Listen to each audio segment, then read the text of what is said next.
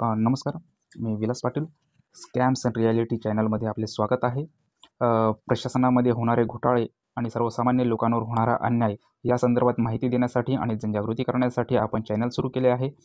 असेच व्हिडिओ नियमित मिळवण्यासाठी खाली सबस्क्राईब बटन दिलेलं आहे, त्याच्यावर दाबा. पुढच्या वेळेस तुम्हाला ते व्हिडिओचे नोटिफिकेशन येईल. तसंच व्हिडिओ आवडल्यास लाईक करा आणि या व्हिडिओवर काही तुमचं म्हणणं असेल तर खाली कमेंट करू शकता. वेगवेगळ्या क्षेत्राशी संबंधित आपले काही सोशल मीडियावर ग्रुप्स आहेत. खाली व्हिडिओच्या खाली डिस्क्रिप्शनमध्ये तसंच अबाउट सेक्शनमध्ये त्या ग्रुपच्या लिंक्स टाकलेल्या आहेत. तिथं तुम्ही त्या लिंकवर दाबून समाविष्ट होऊ शकता. सोलापूर जिल्ह्यामध्ये एका माहिती अधिकार कार्यकर्त्यासोबत पोलीस आयुक्तालयातील वरिष्ठ लिपिकाने उद्धट वर्तन केले.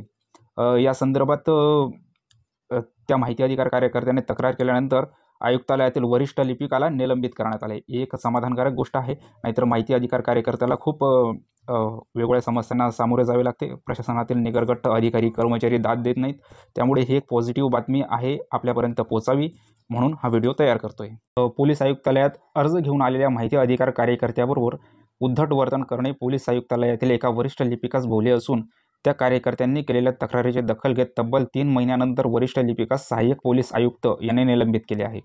या घटनेची हकीकत अशी की RTI फोरमचे अध्यक्ष बशीर अहमद हे 3 सप्टेंबर रोजी सायंकाळी 5 वाजता पोलीस आयुक्त सोलापूर यांच्या नावे निवेदन देण्यासाठी टपाल शाखेत समक्ष गेले असताना तेथील वरिष्ठ लिपिकांनी टपाल स्वीकारून टेबलवर ठेवले, परंतु पोच दिली नाही.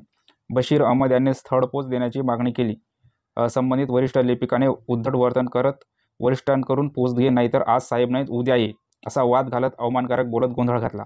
कार्यालयाची शिस्त मोडून पोलीस प्रशासनाची प्रतिमा मलिन केल्यामुळे बशीर अहमद यांनी याबाबत 3 सप्टेंबर व 21 ऑक्टोबर रोजी पुराव्यानिशी लेखी स्वरूपात तक्रार करून संबंधित वरिष्ठ लिपिकास निलंबित करण्याची मागणी केली होती. परंतु पोलीस प्रशासनाने दखल घेऊन कारवाई केली नसल्यामुळे त्यांनी विभागीय पोलीस तक्रार प्राधिकरण पुणे विभाग यांच्याकडे 11 नोव्हेंबर रोजी पुराव्यानिशी तक्रार दाखल केली. या पत्राची दखल घेत 7 डिसेंबर रोजी सहाय्यक पोलीस आयुक्त प्रशासन यांच्या कार्यालयाने बशीर शेख यांना बोलावून घेतले, संबंधित लिपिकावर कारवाई केली असल्याचे सांगितले आणि 10 डिसेंबर रोजी संबंधित वरिष्ठ लिपिक सलीम कंपली यांना निलंबित केले असल्याचे कळवले आहे.